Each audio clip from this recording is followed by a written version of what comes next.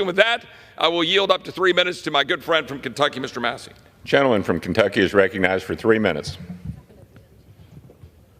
I want to give the American people an overview of the debate that's happening here today. Why are there 3 members of Congress controlling time on the floor? I thought there were only 2 parties. Nope. When it comes to spending, there's the uniparty. There is only one party. So today, that is because Republicans and Democrats have united to kick the can down the road. They wanted to control all time for debate today, but my colleague, Mr. Roy from Texas, came down here and used a parliamentary procedure so that the people who take their oath to the Constitution most seriously, the people who are most concerned about debt, the people who want to represent the good folks back home, have a voice here today because of my colleague Chip Roy, who's claimed 20 minutes in opposition. And what are we doing here today? Well, we're going to pass a CR. We're going to kick the can down the road. Is that going to solve any problems? No, it creates another crisis next week. You see, that's what they want, another crisis. They want to threaten you with the shutdown so they can get more spending. But is this a clean CR? We're told you can't add anything to it? No, it deals with student aid in this CR. Do the American people, are they concerned about student aid right now? Is that the most pressing issue to address in this spending bill? We have a crisis at the southern border. We could add one sentence to this bill that would help tremendously. Just say none of the funds hereby appropriated may be used to disassemble border security erected by the states on our border. Put that one sentence in this continuing resolution. That would help tremendously. I am worried that we're not going to prevail today, the third group who is debating here against the uniparty. And if the other side prevails, what will happen? What will happen today, this evening, after this passes? Will we stay here and work hard for another week to get the 12 bills done, the 12 separate appropriations bills? No. Guess what we're going to do this evening? Everybody's already got their plane tickets. They're sending us home early. Congratulations. You moved the crisis down another week. Go home. Have a 4-day weekend. We're going to let staff and a few members in the Senate and a few members in the House write this big bill, and then you can take it or leave it next week. Gone is any semblance of regular order from this process. What we have is what the swamp always does. And I urge my colleagues to oppose this continuing resolution that does nothing but kick the can down the road. And I yield back to my colleague from Texas. As more and more begin to know the status quo has got to go, they're bound to say yes to a man named Dr. No, a man who makes the establishment panic. Grassroots are growing way too wild, too organic. According to the Federal Reserve, credit card delinquencies increased by 50% in 2023. While consumer debt grew to $17.5 trillion. A recent survey by Cleveland Real Estate found that 3 in 5 Americans have credit card debt, and that 23% of Americans increase their credit card debt every month. The survey also found that 48% of Americans, including 59% of millennials, use credit cards for essential living expenses. The over-reliance on credit cards and the accompanying increase in consumer debt are consequences of our fiat monetary system. Since Richard Nixon severed the last link between the dollar and gold in August of 1971, the dollar's value has declined by 87% based on the government's understated consumer price index numbers. This means that even though Americans' nominal wages have increased, their real wages have declined as their dollars buy less. The continuing erosion of the dollar's value makes it impossible for many Americans to accumulate meaningful savings. Those Americans who can save may actually lose money by doing so thanks to the Federal Reserve's inflation tax that erodes the value of savings. This is why Congress has felt it necessary to provide tax incentives to encourage saving for things like retirement, education, and health care. Congress could help protect Americans from the inflation tax by forbidding the Federal Reserve from purchasing government debt instruments such as Treasury securities. However, since this would end Congress's ability to run up huge deficits, thus forcing to pare back the welfare warfare state, it is unlikely such legislation would pass. The reliance of so many Americans on credit cards for basic necessities is one reason why many Americans are dissatisfied with the economy. The large amount of consumer debt is also a reason the Federal Reserve will not increase interest rates to anywhere near what they would be in a free market. The problem is compounded by the fact that investors and businesses have become addicted to near zero or at zero interest rates. The Fed's relatively modest rate increases over the last couple years caused many experts to warn that the Fed was going to throw the economy into a recession. The Fed, though, has been able to claim recession has been avoided because the Fed kept the rates relatively low and because government statistics are manipulated to understate the real rates of unemployment and inflation. This will either be caused by or result in a rejection of the dollar's world reserve currency status. At that point, interest rates will skyrocket and consumers and businesses that have been relying on debt to cope with the Fed's dollar destruction will find the piper at their doors, demanding to be paid. The economic crisis will be worsened by the moral crisis caused by the belief among too many Americans at all levels of society that they have a right to government-provided economic security at the expense of their fellow citizens. This will result in violence and the growth of authoritarian political movements. The collapse of the fiat money system and the accompanying welfare warfare state also provides an opportunity for those of us who understand the truth to build a society based on and around the principles of liberty. We must continue our efforts to reach a critical mass of people with the message of liberty while making plans to ensure our families can take care of themselves when the next crash hits. Thanks for listening.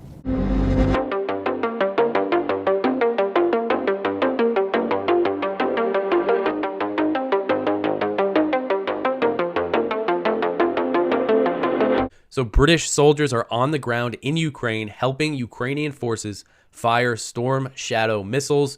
And this is according to a leaked recording of a conversation between German military officers that was published by Russian media. And Germany confirmed the authenticity of this recording, and the British did not dispute this claim. The UK actually confirmed last week that it had a small number of troops inside Ukraine who they said were supporting the armed forces of Ukraine. So recently there's been all this talk about NATO troops, the potential of sending NATO troops to Ukraine, which put a lot of attention on the fact that there are already at least a small number of NATO special operations forces in Ukraine. And now this is more evidence of that. And it really goes to show how involved NATO is in this war. So these Storm Shadow missiles, the UK first started sending them to Ukraine last year, and it was a big deal. It was a big escalation because they have a range of 155 miles, which was further than any other NATO-provided missile. And I know that they've used these to hit targets deep inside Crimea and things like that. And France has also provided Ukraine with a French variant of the Storm Shadow known as the Scalp missile. But according to these German military officers, France does not have troops actually. Well, according to some of the leaks, France does have special operations troops in Ukraine. But these German officers said France did not have troops helping with the firing these missiles on the ground. So in this recording, it was the head of the German Air Force who described how the British assist Ukraine. He said, quote, "When it comes to mission planning, I know how the English do it. They do it completely in reach back. They also have a few people on the ground. They do that. The French don't," end quote. So they were discussing as well the possibility of Germany providing Ukraine with Taurus missiles, which would double Ukraine's strike capabilities because they can hit targets up to 300 miles away. So that would be a huge escalation.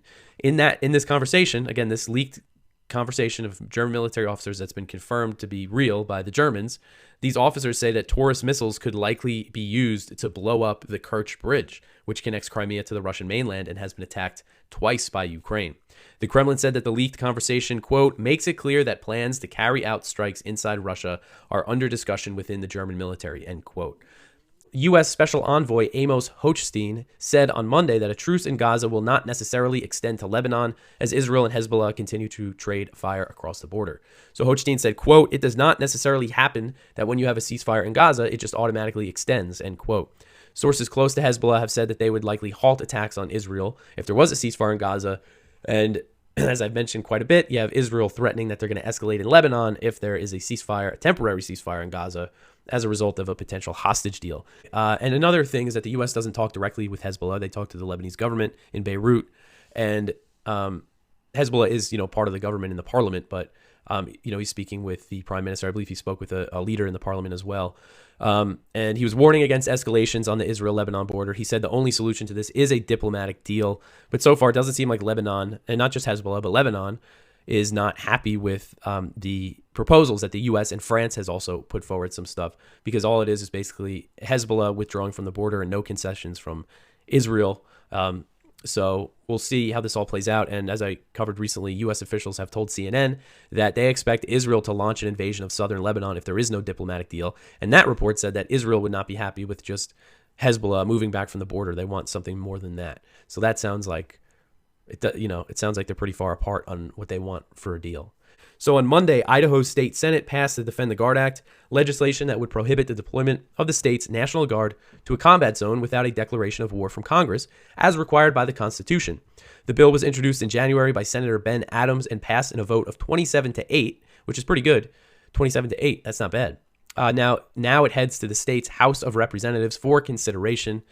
I think there's some confidence that it will do well in the House, which is great. So Idaho Senate is the third state legislature to approve the Defend the Guard Act. This follows New Hampshire and Arizona. So those are two states where it could potentially become law. So far, no state has made it law yet, but this Defend the Guard Act, this is a relatively young project, and they're making a lot of big strides here. This article is from The Gray Zone from Jeb Sprague and Kit Clarenberg. This seems like a pretty big deal. A classified diplomatic cable that was obtained by The Gray Zone reveals the role of a veteran CIA officer in violently overthrowing Haiti's popular president in 2004. So basically, there was a jailbreak in Haiti in August 2002 that saw a bulldozer smash through the local prison walls, allowing these armed supporters of opposition actually a gang leader in Haiti to get out. And that prison break ultimately led to the 2004 coup.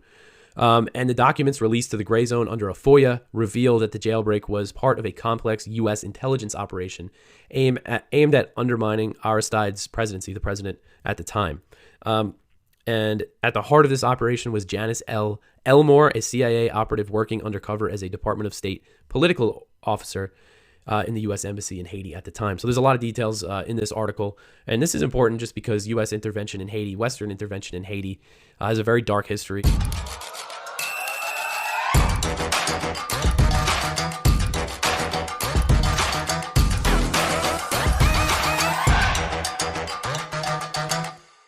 So this pendulum swinging back and forth is always, I think, something that unfortunately just seems to naturally happen. And it's interesting that, so do you think, so Berkeley has just clearly gone more and more, just continued to go further left and further authoritarian since you were there? Yeah, I would say authoritarian. The left and right doesn't really work, I mean, one of the big problems, Kim, is the fact that we have a systemic politicization of our entire society. Politics is entirely too important. So you have a situation where the Democrats wanted to get Trump kicked off the ballot. You had highly partisan Democrats working in these positions, most of them put in power by very wealthy, left-wing activists, named George Soros. So what they did, we want to take Trump off the ballot. The conservative response was not, that is un-American. The conservative response was, oh yeah, well, we're going to take Biden off of our ballots. So you're missing the point. It's not about politics. It's about principles. Are we a free society, or are we the kind of society where you take people off the ballot? I mean, I thought that's what we complained about Iran for, is that they have like this religious guard that, that decides who can run for the president. Well, they're adopting that same thing. So the problem really is that politics is too prevalent in our society. And one of the ways I experienced this, I spent the 90s living in Hungary. I moved there right after communism fell, and so there was a huge hangover of communism there. And I can tell you, even among families, your politics is what defined you. This side of our family, they were in the Communist Party. Oh, this side were in the opposition, and it was visceral. And I thought, thank God we're not like that in the U.S. But then I got home, almost 10 years later, and it became like that. So it's just the problem is when government gets huge like that, it's a jealous God. It takes over every aspect of your society. So you have to fight for all the goods that only government, quote unquote, can provide. So that's the root of the problem. And you're right. Rather than it being about principles, it's about politics, and that's causing a huge, huge division in this country. And I think you're right on about that. That's why I said back in 2006, I'm not going to vote for anyone. So I just stopped voting. Do you vote now? I don't vote. No, I haven't voted since 2004, I think. You're kidding me. No, I don't want to take any part in it whatsoever. But I mean, voting is how you change it.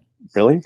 My one I would vote, think, I would hope. the lesser of two evils. Well, I mean, if you and I both voted, and if we both got 2 people, and then those 2 people got 2 people, and it spread like that, Come then on maybe we now, could come make a on. You've change. been watching too many of those PBS children's shows about how a bill becomes a law or something. I mean, I work there. It doesn't work that way. But How are we going to change things, though? I mean, so if you don't think it's through voting, why do you think it's not through voting?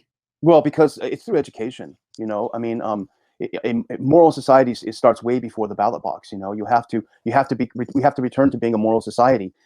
You know, and that's why I think even Dr. Paul said about abortion. Well, you can outlaw it, but you have to change the hearts and minds of people, because there's something wrong in a society that wants to kill children.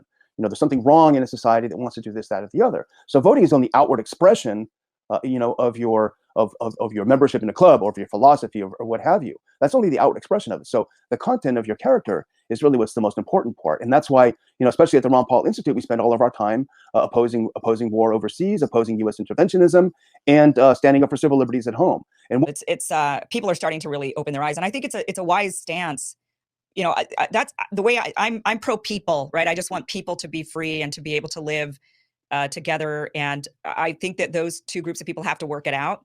yeah, But the way they cannot work it out when one group is so heavily oppressed by the other militarily through occupation and you know, everything that goes on in their daily lives. It's terrible. it doesn't work. We've seen that it doesn't work. It doesn't make Israel any safer. Quite the contrary. If anything, it stimulated every country around Israel to develop higher and higher tech weapons. Yeah. You know, to the point where Iran is a very sophisticated. Apparently, I mean, they claim they have hypersonic weapons. They may well have them. So you know, that's stimulated that. Whereas, but you know, this all comes back to U.S. foreign policy, and that's the whole point that we try to make. If the U.S. hadn't provided a moral hazard, what they say in economics, to Israel, a moral hazard is that we will cash any check you write. If we had not provided that, then Israel wouldn't have been able to go around kicking sand in everyone's faces and taking their land. You know, they would have had to say, well, we are in a rough neighborhood. We're going to have to try to find a way to deal with this situation. How can we do this? Instead, they say, well, you know, Uncle Sam's going to fight our battles for us. We've already sent how many thousands and thousands of guided weapons to kill people standing in line for bread, you know, now in Gaza. So really, the problem is more the U.S. And I think it stimulates extremism in Israel. I mean, when Netanyahu was first elected in I think it was 96, I mean, I was living in Hungary and I thought, this is cool. He's a conservative. He's a cool guy. But he's a right winger. But now he's a moderate. He's actually a liberal in Israel now. So that shows how far things come when you radicalize a population. Just like, you know, when you have someone used to welfare in the U.S., they're not going to go out and work because they're taken care of. They're subsidized. If you subsidize something, you'll get more of it. Well, we subsidize extremism in Israel, and so we're seeing where that leads. How do you describe yourself politically if you're not a libertarian? Traditionalist.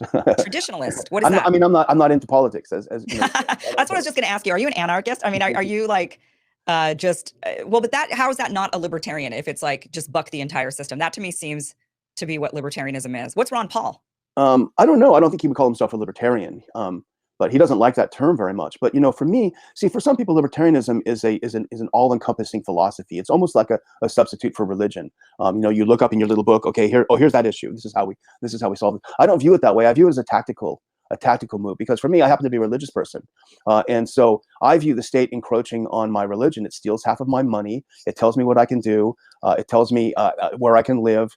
You know, over and over, it listens into me. So I want to shrink the state because I think there should be a larger sphere in the United States for your personal life. Now, you may be religious like I am, and maybe I want to start a religious commune. Well, what's going to happen?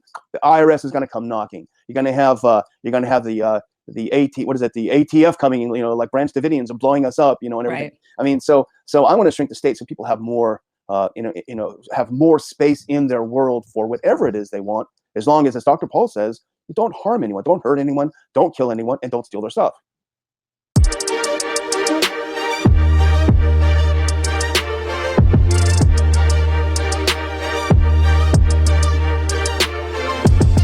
My big thing is I think libertarians need to learn a conservative lesson and conservatives need to learn a libertarian lesson. And I think the libertarians need to learn like a conservative cultural lesson, that it's like you can have the attitude that people are free and ought to be able to do what they want as long as they're not, you know, violently imposing on other people. But that doesn't mean you have to celebrate degeneracy. That doesn't mean you have to be on this. That doesn't mean you can't have like, and in fact, if government's not going to regulate things, then you kind of need social stigmas to regulate things. So I'm like very pro shaming and judgmental culture. But I think conservatives really need to learn a libertarian lesson about the role of government, because the whole game right now, and this is what I really think is missing from the Trumpist populist movement, is that Trump talks about like drain the swamp. And that resonates so much with everybody because everyone knows like, yeah, this whole system is so corrupt. And obviously it is. I mean, look, the most millionaires in the country are in Washington, D.C. And the richest counties are all the suburbs that surround Washington, D.C. And why? That's not capitalism. It's not because, oh, there's these great big factories that make all the things in Washington, D.C. It's not Silicon Valley's in Washington, D.C. or some center of industry. And, you know, the other richest counties are all outside of New York City. But that's not capitalism, not producing anything. That's just because Nixon took us off the gold standard and now you have this fiat money casino there. But anyway, my point is, draining the swamp means drastic cuts in federal spending. And if you don't have that, you're never draining the swamp. That's the whole corruption right there. The reason why there's so many millionaires in Washington, D.C. is because our central federal government spends $6 trillion a year. Yeah, well, D.C. is a brothel, is what I say. D.C. is a brothel. It's a bunch of prostitutes in Congress that shake their butts for the highest spender, right? And that is what happened with Big Pharma. When they want to get something passed, we have more Big Pharma lobbyists than we have congressmen on the Hill. Yeah. The idea of even being able to lobby, how could you not think that that is going to lead to corruption? And you are absolutely correct. And you do not have to, you know, say, oh, and not to like drag on Trump, because that we need to have the freedom. If we're ever going to get to a solution, we need to have the freedom to say that this person is not perfect. This person is not perfect, to be able to have a full conversation to stop this weird idea that if you are a person, you are either all good or all bad. Even that is a form of psychology that drives me crazy. Like if I tweeted right now that Stalin said 2 + 2 = 4 and I agree, they would be like, Candace Owens is supporting Stalin. No, sometimes even somebody that you disagree with can say something that is correct. Right. And it doesn't mean you have to like give up your entire identity. I'm not like saying that to conservatives. And I'm not saying you can't respect the fact that Donald Trump came around and said some really important things and was totally right about immigration and foreign policy. And he got so much heat for this, but he was totally right that all these wars were stupid and that having open borders is unsustainable and you can't have a nation without a border and all of that stuff. He was right. He was right when he questioned NATO. And also he was framed by his own intelligence agency as committing treason. Like he was framed for treason by his own intelligence communities. Like all of that's true.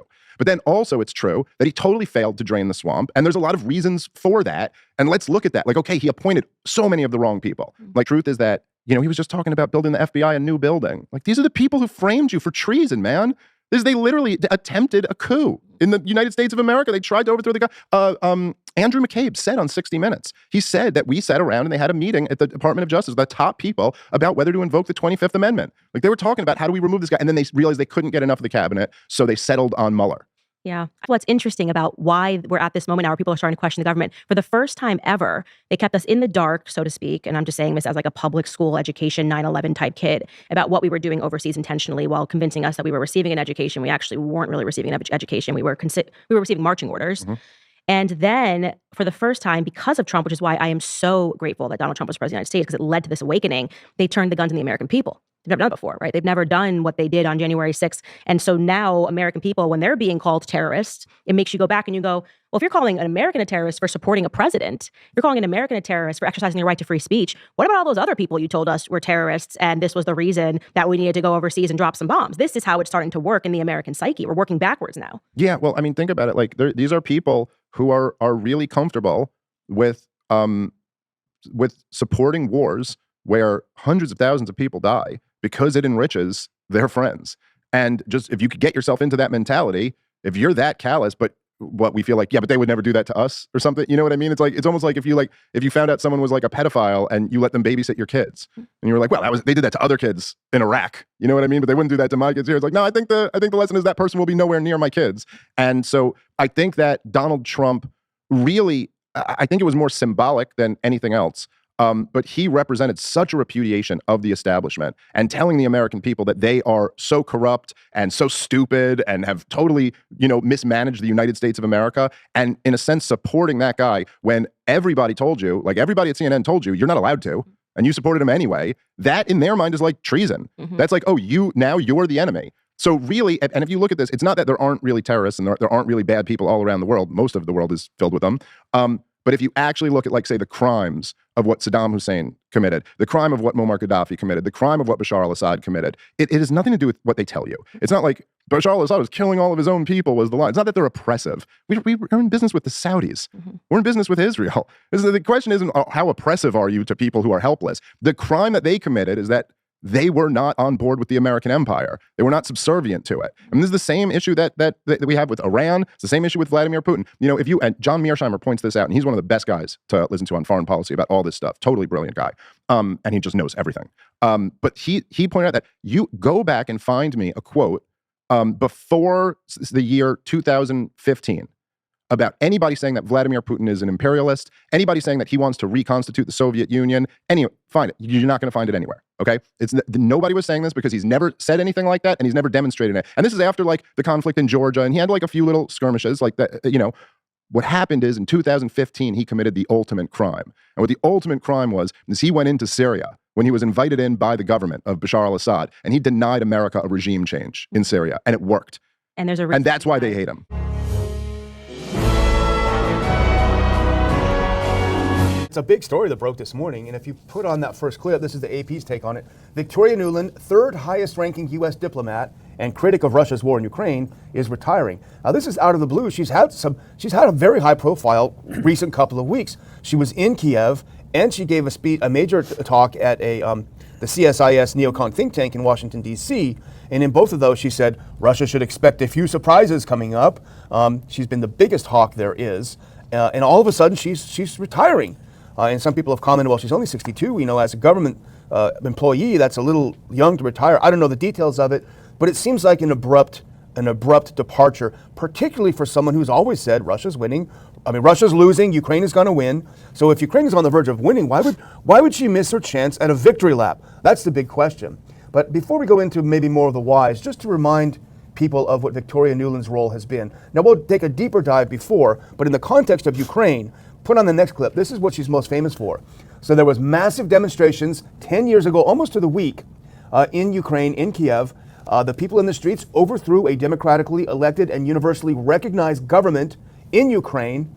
And in the midst of the chaos and violence, here comes a senior State Department employee and the U.S. ambassador to Ukraine, handing out cookies and showing signs of support, not to the government that we recognize, but to the rebels overthrowing the democratic order. And after that happened, put on this next picture, here she is smiling and laughing with unelected people that she helped get appointed to the coup government. So the thing is, Dr. Paul, if you can imagine, if we had, imagine if the January 6th riot, or whatever you want to call it, was actually an insurrection. And it really was. And these guys, instead of putting their feet on Nancy Pelosi's chair, they were really serious and had guns, and they were shooting people. Now imagine if the Chinese ambassador brought some Chinese diplomats right into the middle of it and stood in the middle of the Capitol and said, keep it going, guys, we're with you, we have some guns. She's a loyal soldier herself, isn't she? She is. But the big thing is figuring out to whom is she so loyal. Yeah. She's not going to walk away. She's not going to fly in her jet and go someplace on vacation.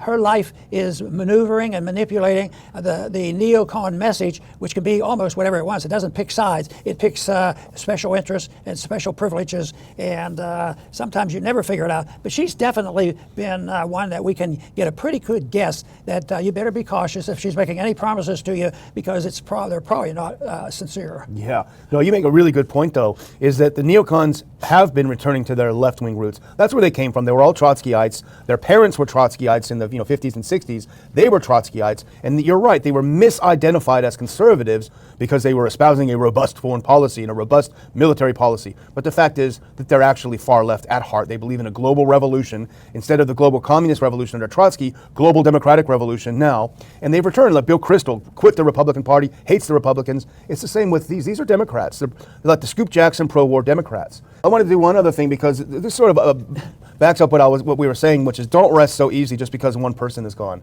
So Nuland is out. They've already announced her replacement, at least temporarily. Put this one up. This is from a Blinken statement.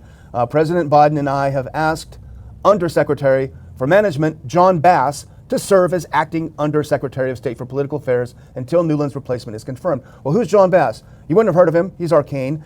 Before we go to that next clip, just remember, Nuland was evil because she served Strobe Talbot and Dick Cheney and backed up all of their wars. Well, who's John Bass? Put the next one up. This is from his State Department bio.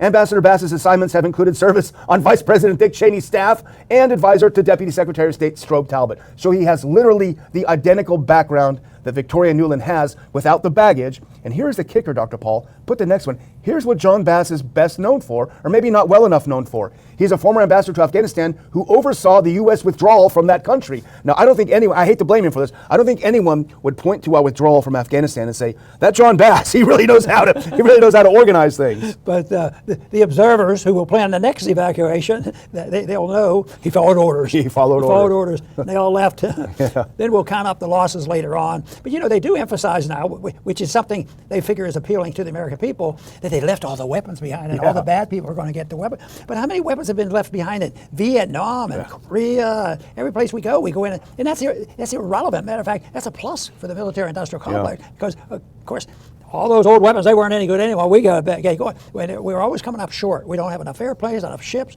enough bombs. We don't have enough wars, is what they're really saying.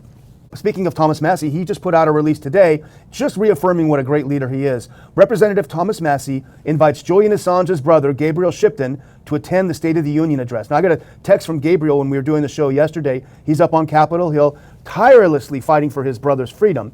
And it's great to see Thomas Massie making such a move on behalf of Julian Assange. And here's just a quote from it. Representative Thomas Massie announces that Mr. Gabriel Shipton, brother of imprisoned journalist Julian Assange, will be attending the State of the Union address as his guest.